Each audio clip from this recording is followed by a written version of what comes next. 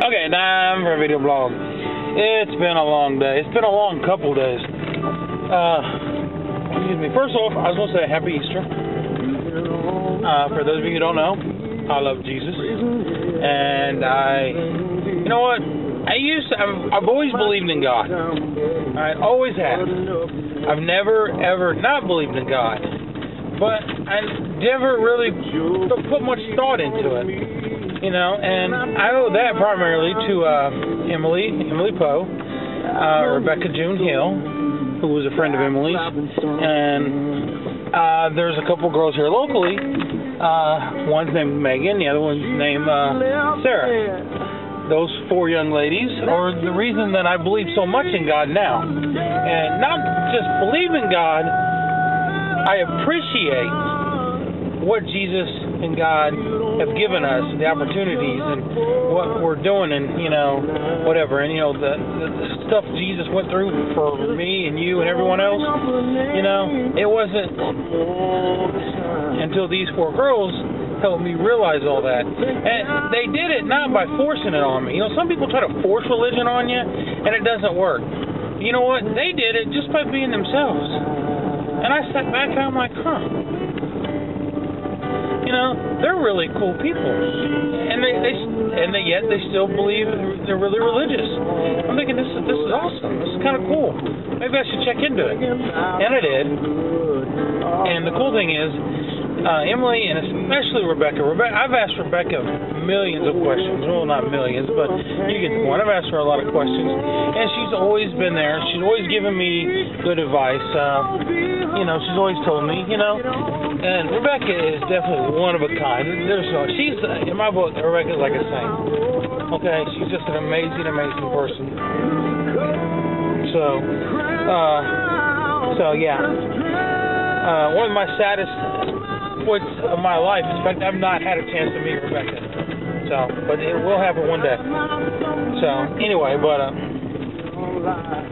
yeah, it was nice out today. I got to work, and I'm driving down the road, and I'm singing, because I carry my microphone with me. And a lot of people pretend they sing on a microphone. They grab a hairbrush or a Coke bottle, and they jam, and they're singing. Boy, not me. I carry a real microphone. It feels more realistic when you're doing that. But here's something cool. So I'm at home today. Before I go to work, I'm laying there. I'm tired. I can't sleep because baby Miles is in the other room with Jamie, and he's crying. He's just crying and crying and crying. You know, he's having a bad day. You know, babies have bad days too. You know what I mean? They just cry. He wanted to play with stuff he couldn't play with. He wanted to play with the wires and stuff to the stereo and TV and stuff. You know, he can't play with that stuff. You know, he'll electrocute himself. And he was getting pissed because Jamie wouldn't let him play with him. So he's just crying, having his bad day, but it's keeping me awake. So I turn on the TV. I'm like, okay, maybe the TV will drown out the crying, you know. But it didn't. The show comes on, Extreme Home Makeovers comes on, and I'm like, awesome. I don't really watch the show, but I'm thinking awesome because I'm not interested in this. So I'll go to sleep because I don't care.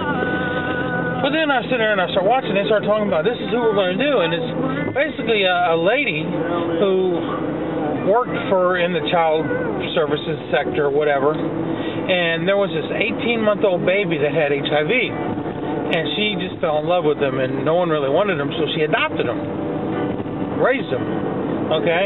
Then a few years later, about 4 years later, there's another baby no one wants, okay? And he's also got Asperger's disease or something like that, which is like the mildest form of autism, right?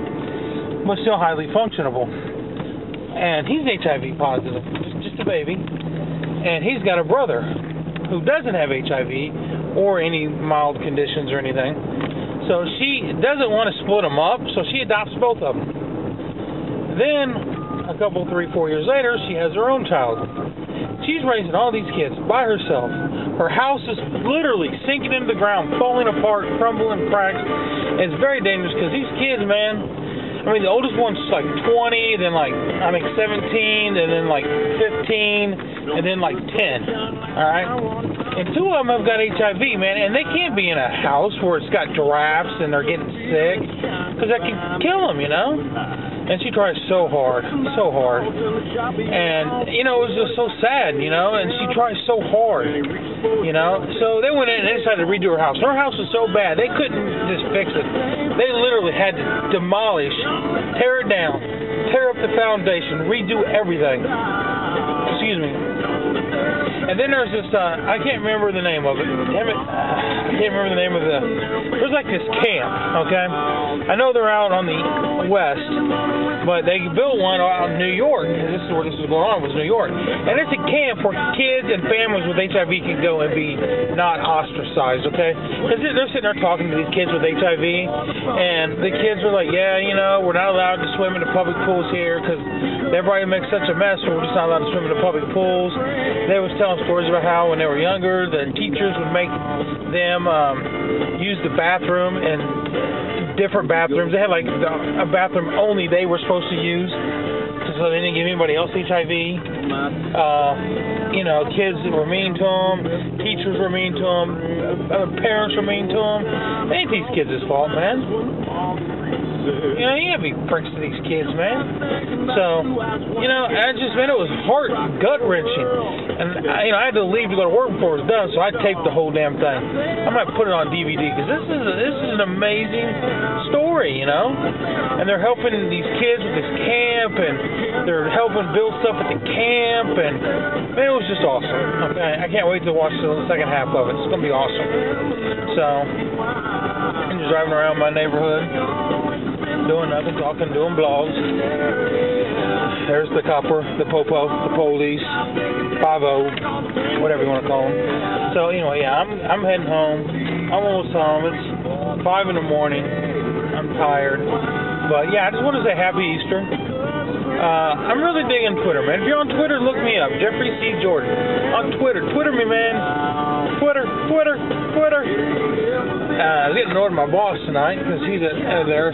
There was this watching TV and Taylor Swift was on, and man, he was like bashing Taylor Swift. I was like, what the hell, man?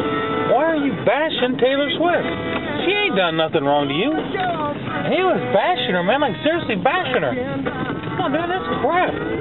So anyway, y'all have a good night. God bless. Happy Easter.